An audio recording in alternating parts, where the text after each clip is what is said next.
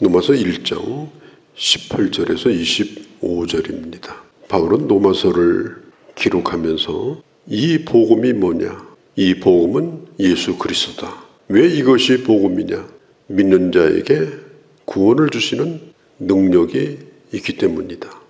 그리고 이 복음은 예수 그리스도를 믿음으로 의롭게 되어지고 의롭게 되어진 자가 계속해서 그 의의 길을 걸어갈 수 있도록 이끌어주는 것이 바로 복음이다. 그러면 인간이 어떻게 구원받느냐?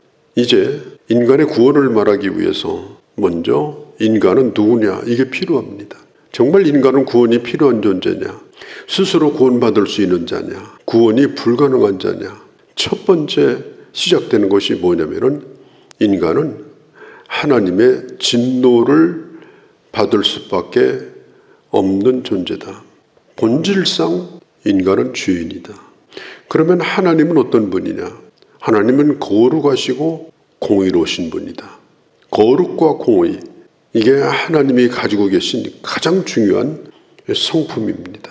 거룩과 공의 앞에서는 죄가 용납되지 않습니다. 죄가 처리되기 전까지는 반드시 그 죄에 대한 심판을 받아야 됩니다. 그럼 구원은 뭐냐? 공의로우시고 거룩하신 하나님 앞에서 죄인인 인간이 그 하나님의 무서운 진노와 심판으로부터 건짐을 받는 것이다. 18절에 보면 진노는 하늘로부터 오는 것이라고 했습니다. 이 땅에서도 죄인을 벌하는 법률이 다 있습니다. 그래서 사회가 유지가 됩니다. 그런데 진정한 심판은 어디로부터 오는 것이냐? 하늘로부터 나타나는 것이다. 바리새인들이 예수님께서 병자를 고치고 기적을 행하고 말씀을 전하니까 뭐라고 얘기를 했는가 하면 바알세불의 힘을 빌어서 귀신에 들려가지고 지금 무당 노릇을 한다. 예수님을 무당이라고 얘기했습니다. 그때 예수님께서 그들에 관하여 말씀하시기를 누가복음 11장에 보면 화 있을진저 바리새인들과 서기관이여 하나님의 무서운 심판이 있을 것이라고 말씀하셨습니다. 주님이 말씀했습니다. 마땅히 두려워할 자를 두려워해라. 너희가 죽은 후에 지옥에 던져 넣을 자가 하나님이시다. 던져 넣는 겁니다. 저절로 벌 받는 게 아니고 방망이를 두들겨서 판결을 내리고 문을 열고 쇠고랑을 채워서 그 안에다 집어넣는 겁니다. 그게 뭐냐?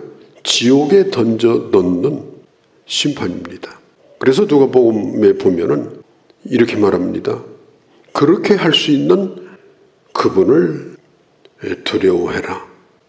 역사 가운데 끊임없는 질문이 있습니다. 그것이 뭐냐? 신은 존재하는가? 하나님은 존재하는가? 대표적인 것이 뭐냐? 불가지론입니다. 있는지 없는지 모른다. 없다고 하지도 않고 있다고 하지도 않고 있는지 없는지 모른다. 구태 없다고 말하진 않겠다. 그러나 있다고 말하고 싶지도 않다. 있다고 하면 그가 살아있는지 죽어있는지 그것도 나는 말할 수 없다. 이게 불가지론자예요. 또 한 가지는 무신론자입니다. 신의 존재를 적극적으로 부정합니다. 너희가 신을 증명할 수 있느냐?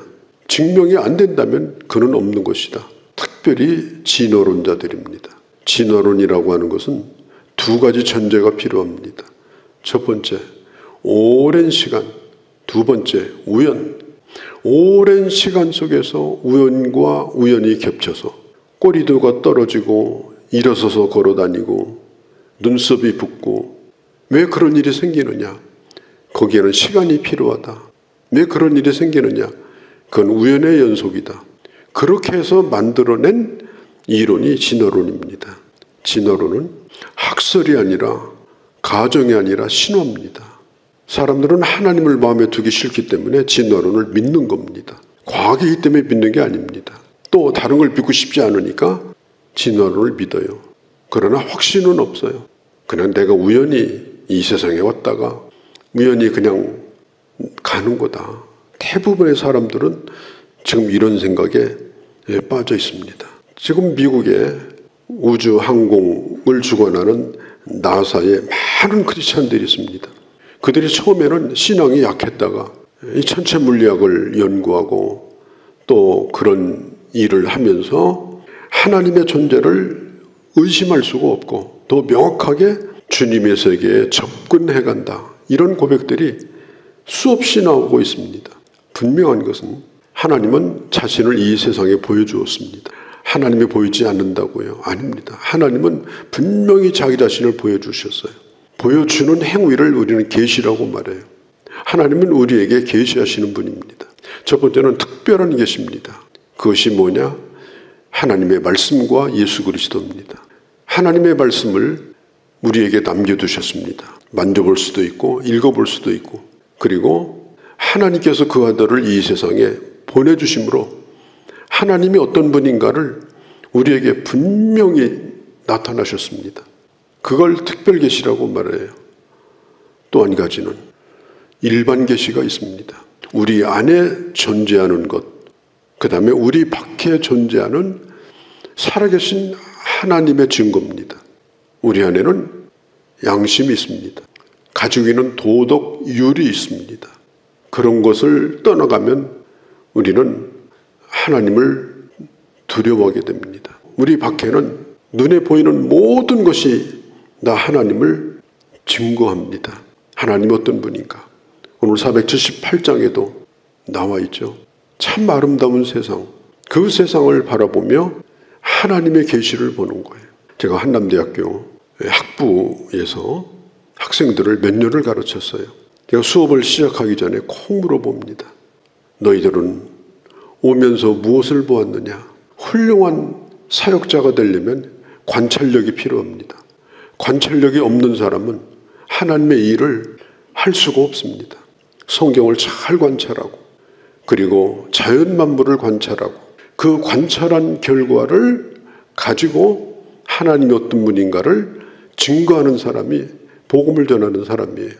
그래서 한 사람씩 다 물어봐요. 그런 수업을 했는데 유심히 보아야 합니다. 자세히 보아야 보이는 것들이 많습니다. 내 안에 마음이 있고 감정이 있고 생각이 있고 내가 하나님을 품고 사는 것이 거기 어디에 그것이 눈에 보이는 겁니까? 또 내게 주시는 이 하나님의 말씀, 이 모든 것들은 하나님이 내게 주시는 계시입니다. 그래서 누구도 하나님이 없다고 말할 수 있는 사람은 없습니다. 저는 예수를 처음 믿고 정말 나는 기독교인이 되어야 되겠다 생각을 했던 그런 많은 이유가 있지만 중요한 이유가 또 하나 있었습니다. 그것이 뭐냐? 성경을 떠들자 말자 나온 게 뭐냐? 태초에 하나님이 천지를 창조하시니라. 성경은 하나님을 설명하는 책이 아니에요. 하나님을 설명하고 밝히고, 성경은 그런 책이 아니에요. 하나님이 하신 일을 기록하는 책입니다. 그래서 창세기 1장 1절을 딱 읽는 순간에 성경의 권위가 느껴졌어요. 아, 기독교는 종교가 아니구나. 사람의 가르침이 아니다. 만일 사람이 책을 썼다면 절대로 이렇게 쓰지 않을 것이다. 하나님이 태초에 천지를 창조하셨다. 이것은 어마어마한 선언입니다. 내 자신뿐 아니라 우리가 살고 있는 지구 땅덩어리와 이 모든 우주가 하나님이 창조하셨다. 창조하셨을지 모른다. 생각해봐라. 그런 얘기가 아니에요. 선포하는 겁니다. 저는 이 말씀을 읽고 기독교가 이게 참 종교구나. 이것은 하나님의 말씀이구나. 하나님이 쓰신 책이구나. 이건 믿으라고 준 거지 이건 연구하라고 주신 책이 아니다. 그래서 창세기 1장 1절을 믿으니까 2절도 3절도 요한계시록 마지막까지 그냥 그대로 믿어지더라고요. 시편 19편에 보면은 19편 1절에 보면 하늘이 하나님의 영광을 선포하고 궁창이, 이 모든 우주 궁창이 하나님이 하신 일을 나타내는도다. 하나님이 하신 일을 선포해요. 하나님이 어떤 분인가를 이 모든 우주 공간이 우리에게 보여주고 있는 것입니다. 유명한 시편 139편입니다. 13절 14절에 보면 주께서 내 내장을 재시며 어머니의 모태부터 나를 만드셨나이다. 내가 감사하오면 나를 지으심이 심히 기묘하심이라. 주께서 하시는 일이 내게 기이함을 내 영혼이 아나이다. 이 고백이 있어야 돼요. 내 존재에 대하여 내가 얼마나 신비로운 존재인가, 내 안에 영혼이 깃들고 오늘 내가 하나님을 부를 수 있다는 사실이 얼마나 놀라운 기적인가. 하나님은 분명히 우리 안에 하나님을 의식할 수 있는 것을 심어주셨습니다. 읽을 수 있고 만질 수 있고 바라볼 수 있고 눈만 뜨면 느낄 수 있고.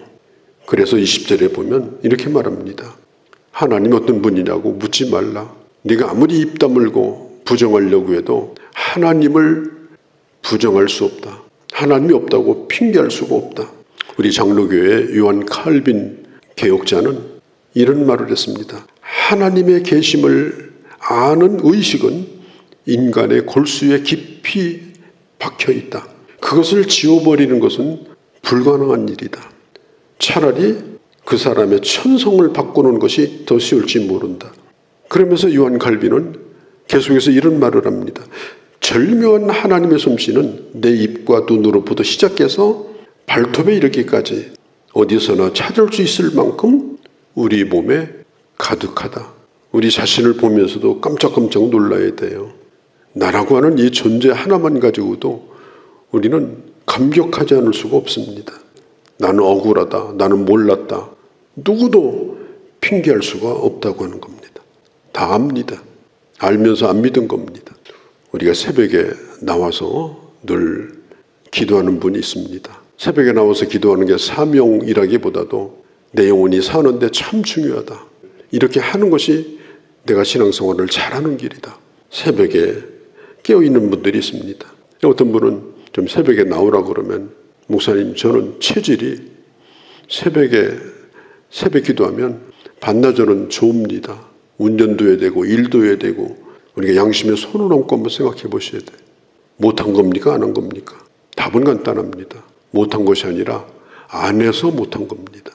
우리 신앙생활에 내가 못하고 있는 부분은 대부분은 안 했기 때문에 못한 겁니다. 그래서 우리가 하나님 앞에 섰을 때 몰랐다고 핑계할 사람은 아무도 없습니다. 언제든지 잘하는 길을 찾아가야 되고 아는 것을 행하도록 최선을 다해야 되는 겁니다. 안 되면 체질을 바꿔야 됩니다. 내가 열심히 애쓰면 그 체질은 몇 년 아니면 바꿔집니다. 주일 낮예배 체질, 수요일 재능예배 체질, 새벽기도 체질, 매일 성경 보고 기도하는 경건생활 체질, 11조 생활하는 체질, 전도하는 체질, 어떤 사람이라도 품을 수 있는, 사랑할 수 있는 체질, 감사하고 순종하는 체질, 신앙생활을 잘못하게 만드는 우리의 잘못된 기질들을 바꿔야 돼요.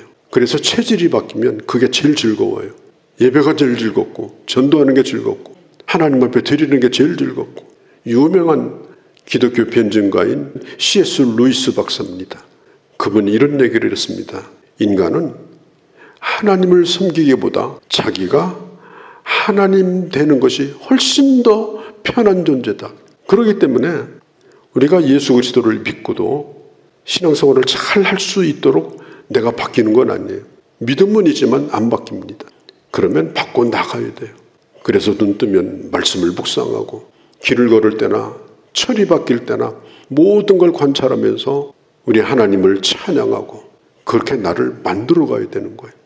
성경에 보면은 하나님의 계시에 대한 인간의 반응은 뭐냐?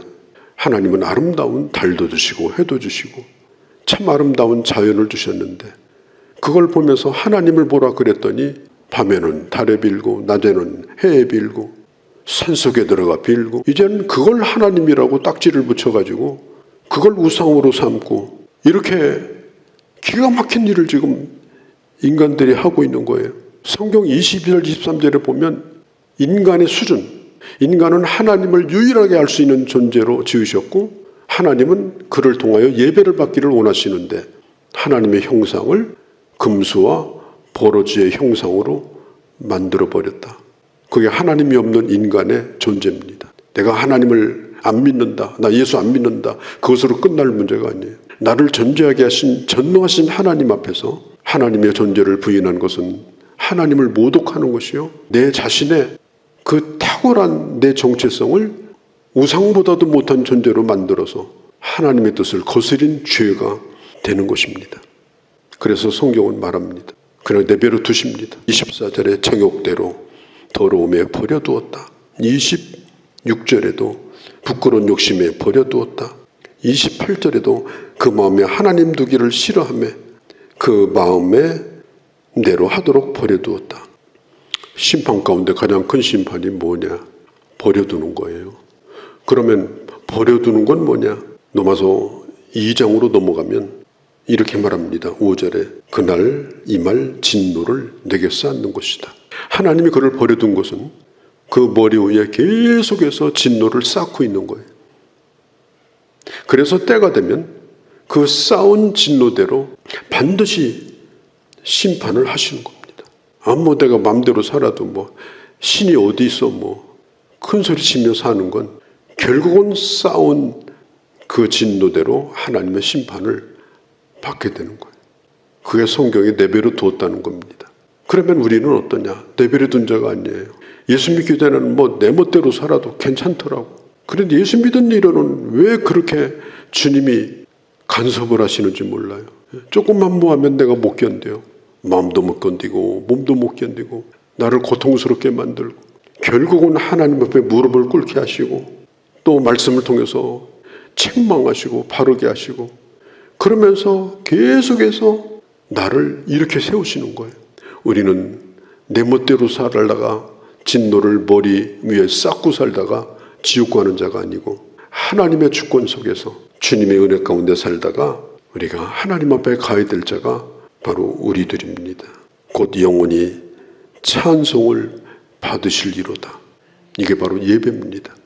우리는 하나님 앞에 이러한 자로 지음을 받았습니다. 하나님의 하나님됨을 알고 하나님됨에 합당한 것으로 영광을 돌리고 하나님의 사람으로 살다가 우리가 하나님 앞에 가야 될 존재로 우리는 지금 살고 있다. 깊이 생각하고 나의 다됨과 하나님의 하나님됨을 알고 참 하나님 앞에 큰 영광을 돌리며 살아가는 귀한 주의 자녀들이 되어주시기를 바랍니다. 거룩하신 아버지, 오늘도 이 말씀을 깊이 생각하고 그리고 영원히 찬송을 받으실 하나님 앞에 영광을 돌리며 합당하게 응답하며 참으로 주님 보시기에 아름다운 하나님의 사람으로 살아가는 저희가 되게 하여 주옵소서. 우리 주 예수님의 이름으로 기도하옵나이다. 아멘.